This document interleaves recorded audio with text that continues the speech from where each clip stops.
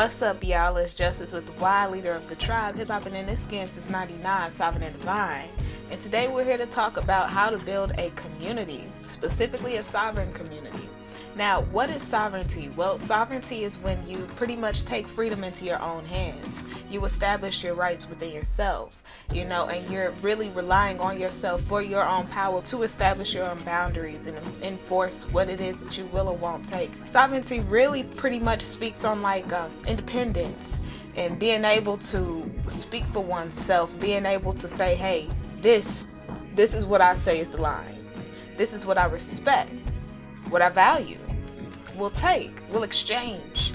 Sovereignty really establishes that element of freedom, and not a lot of people know about this word. Some people will look at the word and won't even try to sound it out, but it's actually a really good word, and it's a word that's really for us, especially during a time like now. Especially if you're an activist, especially if you've been protesting and you really are against a lot of the human rights and being violated on and on. Well, then sovereignty is definitely something for you, and establishing a sovereign community is something that you definitely want to do. Now, we're going to get into how to get all of that into perspective and how to get all of that up and running. But before we do that, I feel like it's important to speak on how we establish sovereignty within ourselves, how we establish our own rules, our own laws to say that this is what I will and won't take. It's important that we as individuals acknowledge our self-respect, acknowledge our self-value, our self-worth, and our self-rights, the rights that we have, to be able to know that we can self-enforce, and that when we acknowledge this, when we obtain self-awareness, it changes the game. Honestly, we can have our own laws. And this is how I would prefer you speak with me, and this is what I won't take from you, and this is what I won't give you. This is what I follow as my rules, as my rights. This is my word, and this is my code of conduct. Can I see yours? That establishes sovereignty not just within oneself, but it also establishes the fact that you are upholding your own laws. You're pretty much taking yourself seriously. Look, I'm not gonna rob from you. If you won't rob from me. I ain't lying to you if you ain't lying to me. I ain't lying. It ain't even just the if. The if factor don't even matter. It's the fact that if you take this step, we're able to advance into that as a community and really move forward with how we promote ourselves and our own independence as a team, as a unit, and pretty much stick to this unity, stick to unifying and staying as one, as we also respect our own individual boundaries and laws. Now, we know what sovereignty is. Now we know what that is, and now we know the importance of it. How do we get that? How do we establish that? Where's the first step? Well, let me walk you through it. The first step is that we have to know what kind of people we are. Any community, any group, any type of collective, all have something in common. It doesn't matter if this is anime club or, this is the book club, this is Bible study. This is, all of these groups are something that have something in common. We have to know what it is that we as a community commonly respect. What is it that we will all collectively protect? What is it that we all see and we all value, that we can all point to and say, well, this is what unifies us as a whole. This is what we're all doing this for. This is the goal in mind. This is what we all are looking for. It could be the fact that, we're all here to protect the earth and ensure that whatever we do will live alongside it to coexist with nature, given what we've already done as human beings to this earth, or hey, we all come together and we collectively protect our children, our future generations, our posterity. We're ensuring prosperity for our posterity and ensuring that what we have now is passed down, whether that's knowledge, wealth, of abundance, of physical, materials, whether it's, skills, anything of these natures. We have to come together and know what it is that we all respect, that we all protect, that we all believe in, that we as a community stick to. What is it that's our glue? What is it that unifies us as a whole and brings us back to, well, this is what's most important overall. This is important to know because it, one, establishes who the group is, what it is that we do here, what it is that we protect here. It's going to establish our direction. We're not just gathering and saying this, yeah. To be able to say that we have a direction gives us not only a goal, towards unifying, a reason to. If we're all here protecting each other's kids, then we're all going to make sure we're not going to do anything that disrespects that puts you out the community. It's completely against what we have going on here. If we all say that we're coming here and we're learning to coexist with nature, one thing that we won't be doing is, littering all over the place. We won't be taking any of that. We won't be taking any of somebody else's mess and having to clean that up, as we already collectively have said that this is what we respect. That brings us together as a whole. It reunifies us in whatever disagreement, argument, whatever it comes down to. This is what we all point to. Even if it's God, the universe, nature, we all come together and say that we are beings of love, and this is how we're going to coexist, and we're going to do this thing out. Okay, but war is not the way to do it.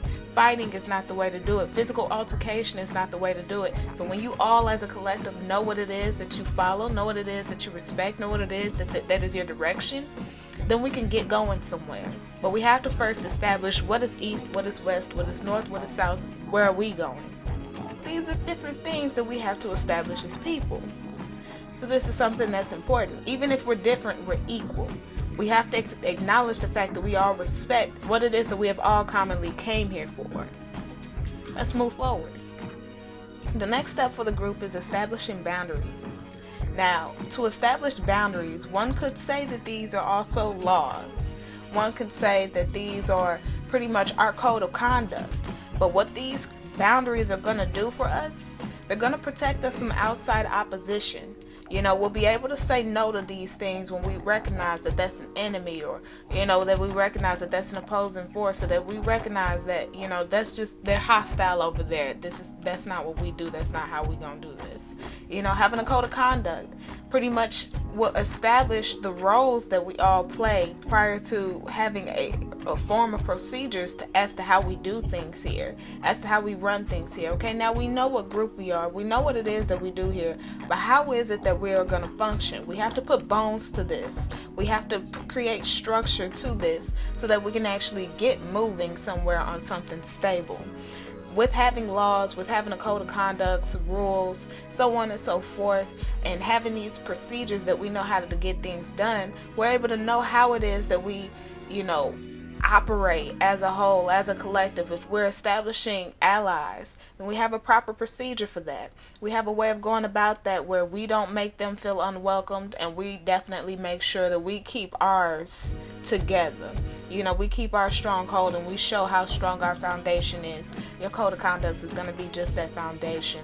Those rules, those protocols that you follow whenever there's anything wrong that happens, it's important to make sure that everyone in the community is aware of this so that we prevent any problems. You have to have proper procedures for these things. You have to have proper roles and protocols for these things to ensure that nothing folds in, nothing caves in, nothing falls apart.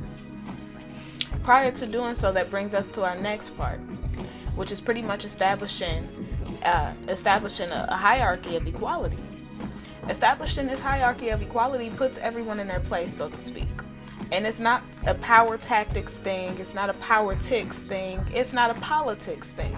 It should never be that way. In fact, everyone who's involved in the community should have something that they're head over or deemed in charge over, something of that nature where everyone can collectively come together. Okay, Charles is in charge of, carpentry. And we got David over here, he's in charge of plumbing. Okay, we got Susan over there, she in charge of sewing. And LaShonda over there, she's the one who's guarding it all. Make sure you have roles established for everybody, so you don't have Susan telling LaShonda that she needs to be growing her this, that, and the third a different way, or Susan's going to be the main one doing herbs and food and clothing. Now that's putting in disharmony.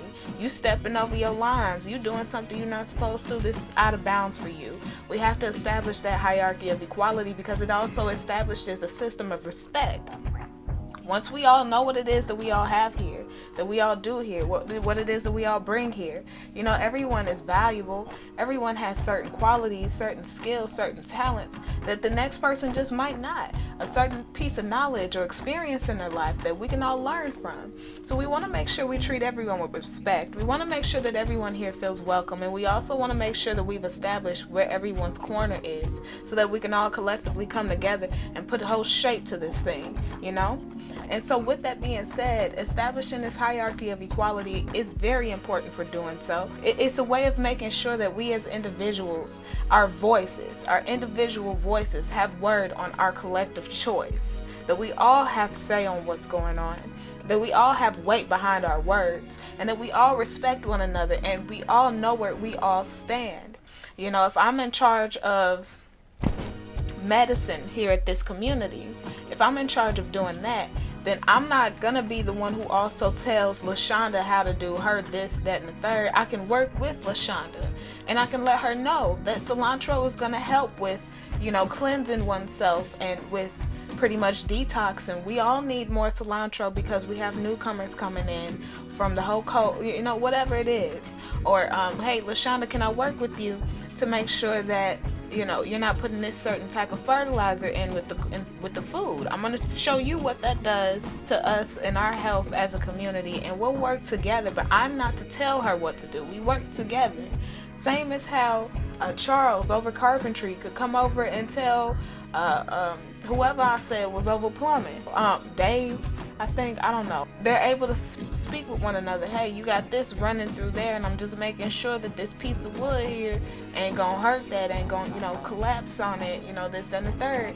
It's a way of respecting each other, acknowledging that we're over a certain area of something else. It's a system that helps itself. You know, we're able to grow within with one another. I can learn from my fellow neighbor, but I'm not going to be able to tell my neighbor what's right and wrong if we're not willing to listen with each other, if we're not willing to exchange and have agreements upon something. If I'm too busy telling everybody what to do, but I'm not going to hear what anybody has to say as far as critiquing me and what I do, that's just really an imbalance. You never want one person in charge of everything else. We've seen what that does in so many different scales. You've read enough history books to know that you never want to just put all your eggs in one basket like that, so to speak. And there's nothing wrong with if you do trust one person to lead, but we as a collective have to agree upon that. You know, we as a collective have to see what it is that this one person has that helps us on a multi-level. They can't just be the one person that knows how to yell and tell people what to do, but they have to also be able to see from other people's point of view and have to also have empathy too. You know, there's so much that goes into that. So you want to make sure you have the hierarchy of equality, or establish something similar to that effect, to ensure that everyone's voice matters, to ensure that the choice that we move on as a collective, we've counted everyone in on this, and on top of that, we've ensured that everyone does matter. So that's very important to establish in a community, a sovereign community especially, because we're all taking in the awareness of the fact that we all bring something different, and that we all have to respect what differences we have brought, because these differences are going to ensure that we move forward, move further, and whatever it is that we collectively have gathered here for, all of these differences are going to really make sure we're diverse and knowing all there is to this one thing that we all respect, or that we're all growing upon, you know? It's a beautiful thing. Let's move forward. This next thing I'm going to say is going to kind of come off a little interesting, but if you listen in closely, you'll really get where I'm going. It's very important that we cooperate with natural law. As a community, as an individual, as a collective, we want to ensure that everyone, and I'm saying everyone that is involved in said community, takes role in ensuring that we as a community are representing our community wherever we go, and that we're protecting our community wherever we go, and that we are indeed reminded of what laws, what boundaries we uphold. It is important that whatever laws, boundaries that we uphold also are respective of our individual rights as well as our collective rights. It is important to ensure that these rights, or that these codes, these rules, if you would, cooperating with natural law also ensures that we protect our environment. You know, that we're not just out here burning trees and woods and killing things and doing all of this just because whatever to one person feels selfishly good. No, that's horrible.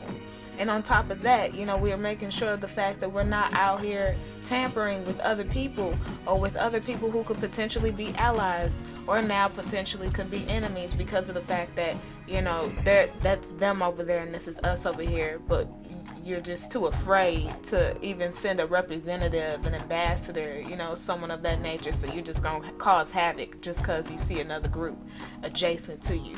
That's actually calling for war. That's calling for not having peace in your own community, because that never needed to be the initial approach. It never does, and it never goes well. And you'll never know what they're here for. They could just be here, I don't know, had a wedding or something, you know, and now they're having a picnic afterwards. Or, you know, they could be here because, oh, they're studying something and they really like this view and they want to take a picture here, or whatever the case may be. You want to ensure that you cooperate with the fact that respect is a two-way street. That is a natural law. You give what you receive. That is a natural law. You can't just be here and expecting to take from people, but never put anything in, you know, and never put in any respect or any type of hard work or effort that doesn't count for anything or show for itself. You have to cooperate with what we all are doing here, and naturally we all are coexisting here. That is natural law.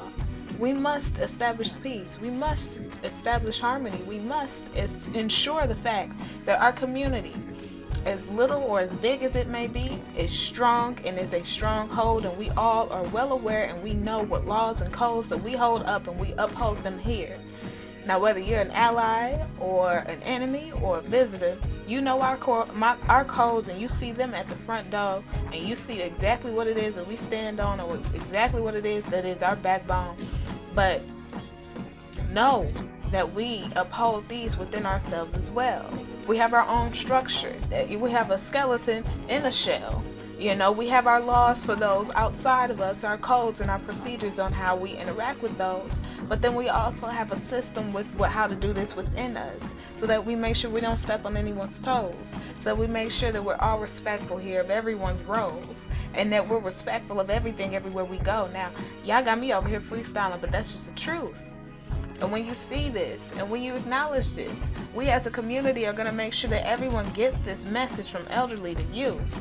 Everyone here is able to coexist. Everyone here is living in harmony. Everyone here lives in peace. And that's how we establish our sovereign community. Now, this has been How to Establish a Sovereign Community with Justice with the Y. Find me on any of my other social media programs, my other social media platforms. I'll be sure to bounce around from each of them from time to time. You can also catch me on Fiverr. You can also catch me online on just any of these. Just catch me outside. How about that? Like, I'm Justice with the Y, and I succeed when I try. Got love and knowledge. I'm Justice with the Y, and I succeed when I try. Got love and knowledge for my people, every girl, every guy. See you at the next video.